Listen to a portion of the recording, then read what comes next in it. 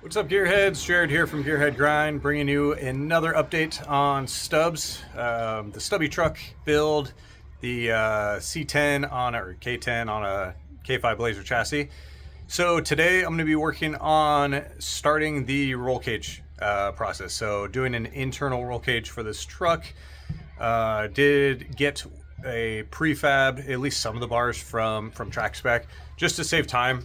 Time is a tough thing for me right now. So even though I have a bender here and everything, they already have a cage. So basically, the rear main hoop, braces for the rear, and then the top hoop and the A-pillar bars and a dash bar. So I didn't have them do the doors because I wanted to design my own doors. But some of the other stuff is done, mainly just because I want a really tight fit, and I like the way that they design their cages to tie it into the chassis of the truck and everything, and then I can customize my door bars as I want.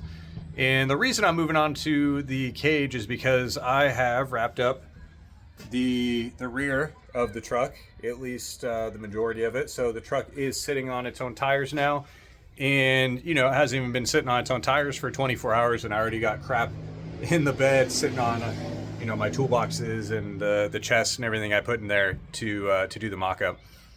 So basically what I'm going to do now is just work on the interior, get this all cleaned up. I'm going to get out the tank here. So this is actually a brand new tank. It doesn't even have fuel in it yet, because I originally hadn't planned on putting a fuel cell in this truck or anything. So I did get a repo tank, a new reproduction tank, fuel pickup, sender, all that. And now I'm taking it out. So it's going to go on Facebook Marketplace or something like that. And anyone needs a tank for a 67 through 72 C10, let me know. And let's go from there. Let me take you through what else we're going to do on this. All right, so just wanted to get the camera flipped around here. So the truck is more or less disassembled. I have my shifter, my twin sticks, all that in here. So basically what I'm going to do is, for now, I'm just going to pull the carpet back and get it kind of tucked in the middle after I get the fuel tank out and clean up all the remaining stuff inside. I do also, I forgot to mention, have to run the fuel and the fuel pump and all that from the cell in the back as well, which is gonna be a project for another day, because I want to make sure I have some things all tidied up and done here under the truck, which is an absolute mess right now. As you can see, look at all those parts queued up.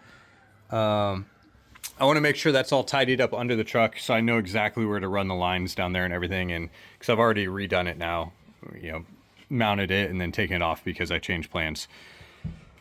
Basically figuring out where the landing plates are going to go and everything. And because this is a cab on frame, I am going to tie everything into the frame. So basically I have some sandwich plates with some urethane bushings in there. So it's going to be a flat plate on top here in the cab on all four corners. I think there'll be 4, maybe 6, we'll see. But at least 4 of the corners. And then the sandwich is going to go on the bottom. And then basically it's going to tie in from, the bottom of the cab here into the frame, just like a body mount would do, because I may actually have to remove this front body mount on each side to make room for the 4-link. So those will kind of take place of body mounts as well. And we'll go from there. I'll walk you through it once I'm a little closer. But basically now, tank out, carpet either out or just tucked away for now. It's definitely going to come out before I final weld everything, but I may just tuck it in and start getting everything installed and put away. We'll see. I may have to, I don't even know how this mounts actually. When I got this truck, it had this rack up top. I wouldn't say it's a gun rack, so I don't think it'd carry that much weight. Rod rack or tools, something like that. I kind of like it, but I don't know if it'll work with the cage, so I got to figure that out. And we'll go from there. All right, so this is the mess real quick, but basically if you can imagine it, you have that A-pillar bar coming up here and connecting all the way to the top. So basically what I'm going to do is get those both in place. There's a dash bar that goes across here. There's a top bar that goes across the roof line, and then a diagonal. So what I'm going to do is basically get all of those together. I'm going to basically mock them up at the hoop here, which goes across the top this way. I may tack them in place, but just like a really light tack on each side, just like one tack just to make sure that it's all good and aligned. But yeah, basically get all those done and then tack them together well. So I'll disconnect them from this A-pillar bar basically, and then be able to move all of those enough where I can fully weld everything up there. And then my only tricky ones will be the two up here that connect those A-pillar bars to the main hoop. Generally what people can do is under the plates that are down here, you can have a hole or something and drop down the whole cage, or fandangle it a little bit so you can get in there, have a really tiny torch, something like that. But you do need to get a 360-degree weld on all your cages to pass spec and just to be safe. So those two, basically the seam up here and over there, will be the trickiest ones. All the others should be fine. And then I'll get the rest painted in the truck basically, unless I can somehow get those out, but I doubt I can get them out the doors here. All right, so here's the rear main hoop fitment so far. So basically, I don't even know what those are for, whether they're seat mounts or something. I'm sure a C10 guy out there, or a K10 guy, will let me know what those holes are for. But I got the mounting plates installed using those holes as kind of reference points to hold them in place. And, you know, cage has really good fitment. Not bad. One thing I do like about this design is there's these bends for the tubes that get them back and really give you as much area as possible. I'm a tall guy, so I was really looking for that in order to give me as much space as possible to put the seat back, basically. And then I don't have it in right now, but let me zoom out a little bit. The A-pillar bar, it connects all the way. So the type of top bar it is, instead of doing like a top hoop, it's two long A-pillar bars that connect down. So it's a compound bend, comes all the way down and lands right about there.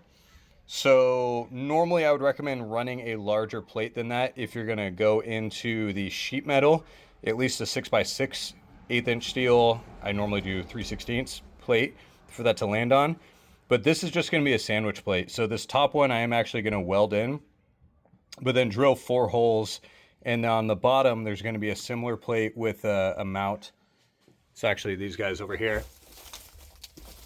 So these mounts that are going to go directly to the frame for these front mounting points.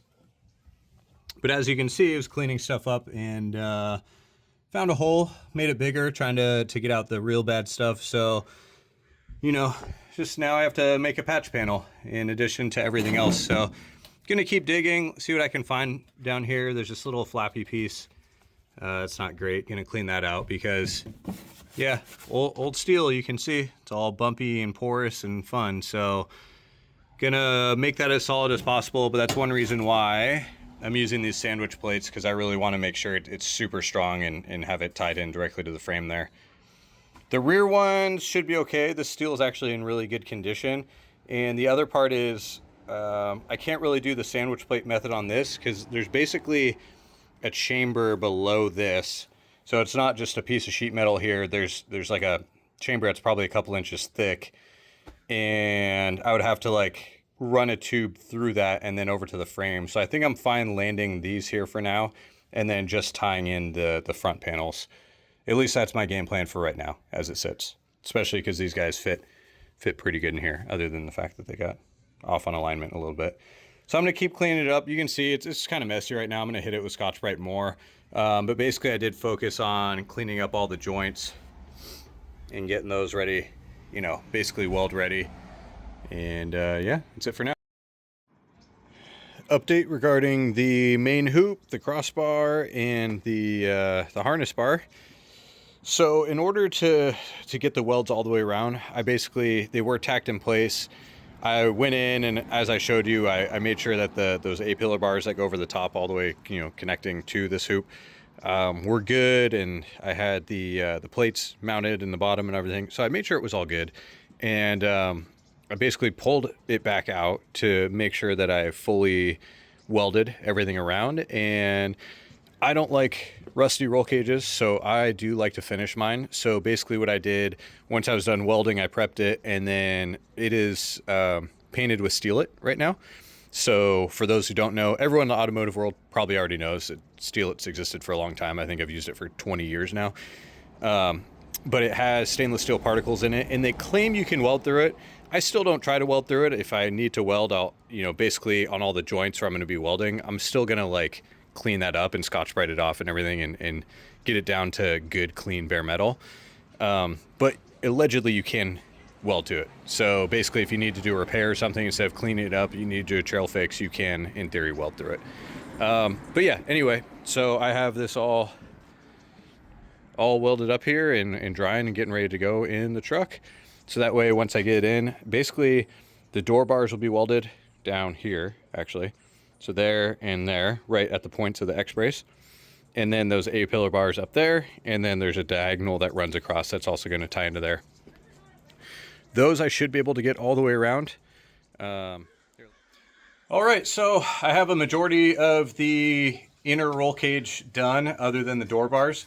So basically what I'm going to do now is there's 2 tack welds up on the top tying it to the main hoop. I'm going to pop those and see if I can reposition the cage at all to be able to weld all the way around on these areas. And then also, before I do that, wrap everything. I've got like fiberglass blankets and leather aprons, stuff like that. So I'm going to try to basically fireproof and slag-proof the inside of the truck, because I will be MIGging it, not TIGging it. I'm out of argon for my TIG, and frankly just don't really have the time or ability to pick some up right now. So I'll be doing that, and yeah, let me show you what I've done so far. All right, so here is a view of the cage. Sorry about the light flare, but as you've seen, I've done the main hoop there with the cross bracing and the harness bar. We now have the top halo of the roof with some cross bracing in there, and then some gusseting up in the corners, and we've got the dash bar with some gussets as well. So basically I tried to get the dash bar as close to the actual dash as I could, and since there's no cross bracing, I don't want to take away from legroom, especially being a taller guy and just wanting it to be comfortable for the passengers. I didn't want to do any bracing down here, so I just did some little gussets up there to tie things in. But basically what I'm going to do now is actually get everything out of the cab of this. I've been lazy and just kind of folding the carpet around and moving it. But get everything out and lay down. I've got a fiberglass blanket to lay down, as well as some other fire retardant materials, because I basically need to pop the tacks up at the corners, and then I'm going to drop down this whole front half of the cage as much as I can to allow myself to be able to weld all the way around on every joint. And I am MIG welding it, so yeah, basically I just need to protect from splatter and all that, and be able to get the torch head all the way around for that. But it's the inside of the cage. I think it came out pretty good. Hopefully I don't mess it up in the welding process. All right, everyone, so an update. I moved, sorry about the lighting in here, but I moved the main hoop down and out of the way. So I basically broke the tacks on the bottom, marked out where it went, and got that moved without breaking the window. Although the stock light was very brittle and did break with literally just like the weight of the hoop leaning against it. So that was fun. Don't need it anyway. It's going to be covered, and I'm going to have a nice KC highlights light up there. But yeah, was able to move it down. This will give me enough space, hopefully, to final weld everything. See, look at all that space between the roof there. I've left the whatever rack that is, fishing rods, gun rack. I don't know. Let me know what you think that was used for. I'm going to say fishing rods or various tools that hopefully aren't too heavy overhead and kill me when they fall down. But yeah, so time to do some fun overhead welding and hopefully not burn myself, especially because my welding jacket's currently covering up the dash. So probably swap that out so I can actually use it and not burn myself in here. But yeah, gonna cover everything up with fiberglass blankets or other things to make sure it doesn't catch on fire, and here we go.